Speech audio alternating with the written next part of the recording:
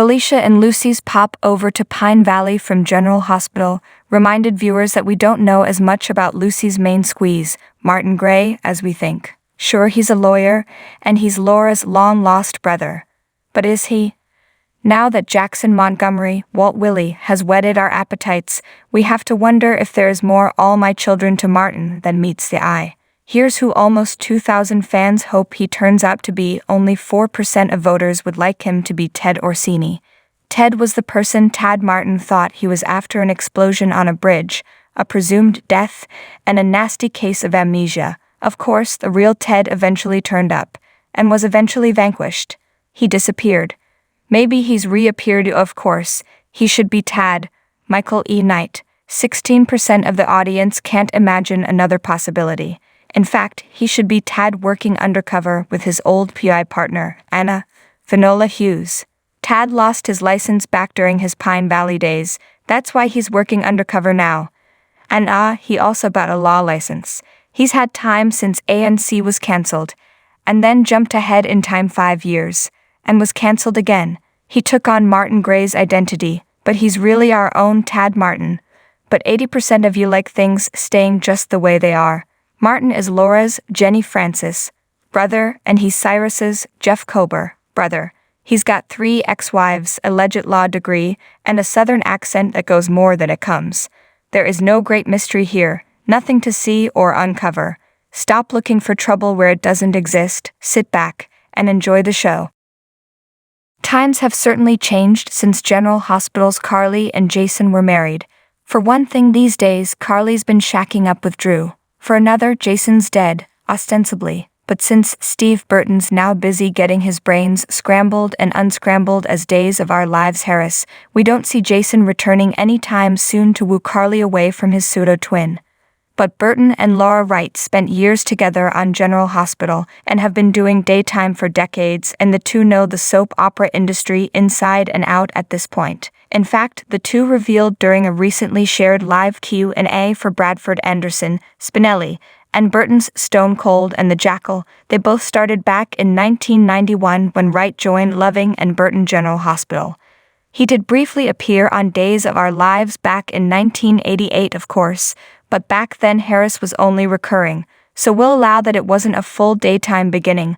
But in talking about the way things have changed over the past 30-plus years, the actors got into the jaw-dropping reality of just how much they have to shoot every day. I did 9 shows in 4 days, Wright revealed in the clip of shooting for General Hospital. And that was far, far different from back when she started on Loving, a half-hour show that allowed them to be done by 4:00 p.m. every day.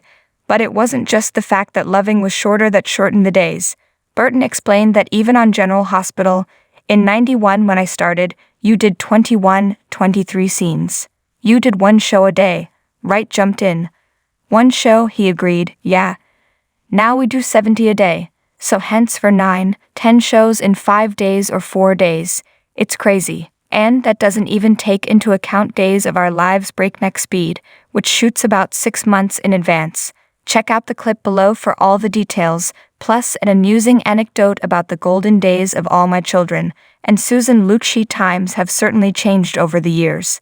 But through it all, soaps have endured, and actors like Wright and Burton have continued to work their you-know-what's-off to entertain us, no matter what show they're on. And for that, we're eternally grateful. It's a bittersweet sprintiversary for the General Hospital viewers, celebrating 2 years of Spencer and Trina's ever-evolving relationship. Because in those 2 years, the fan-favorite pair has barely moved forward 2 inches, while countless other pairings have flamed and fizzled in the same time span. Trina Robinson, introduced in 2017 as a talk-to and sidekick for Jocelyn Jacks, quickly became beloved in the hands of firecracker Sydney Michaela.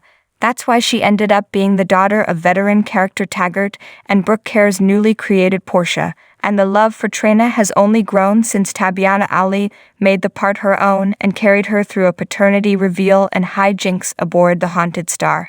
It has been a long time since viewers had a young black woman to root for this hard.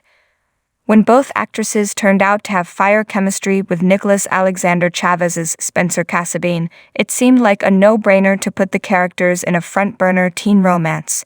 Instead, Sprinna is barely on the stove, and their fans are rightfully heated. It is summer. Remember when teen soap characters used to have major summer storylines rooted in their romances? I know, I'm ancient, but I'm still bitter that I missed Jagger, Karen, and Jason ending up on an island that one year I was in India with my family. But I digress.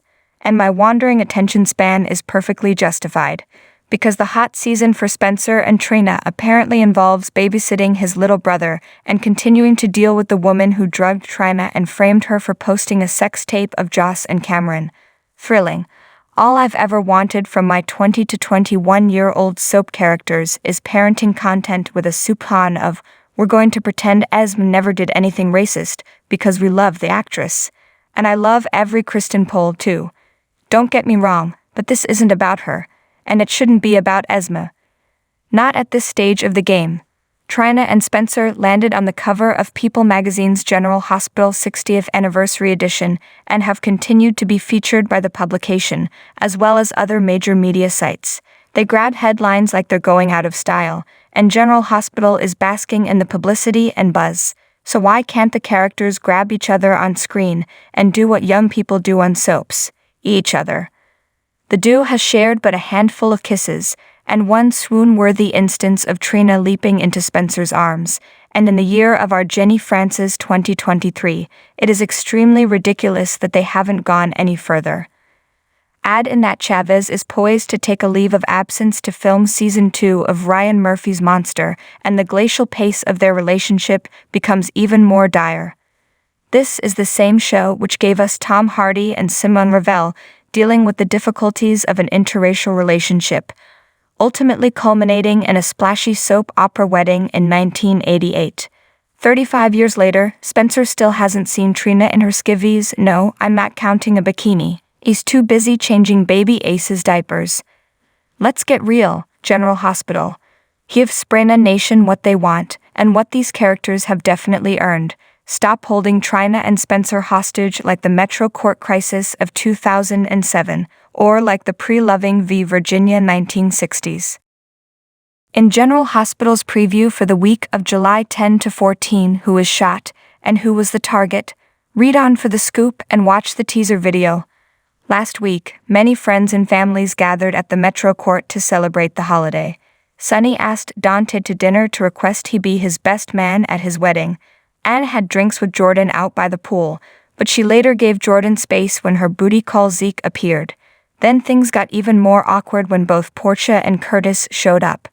Meanwhile, Anna called Sonny to meet at the pool, as she had an important and cryptic message to give him about Valentin. Suddenly, as Dante walked through with takeout for the kids at home, he spotted a gunman on the roof and ordered everyone to get down this week.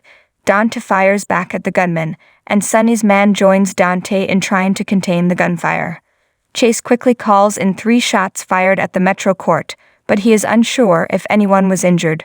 Once the scene is contained, Dante informs Sonny and Anna that it was clear one of them was the target. Nena eventually shows up, and Sonny informs her that someone was hurt tonight. The promo closes with Michael receiving a call, Trina looking up in the sky with shock, and Portia looking down with horror, as an innocent victim is the one who was hit during the chaos.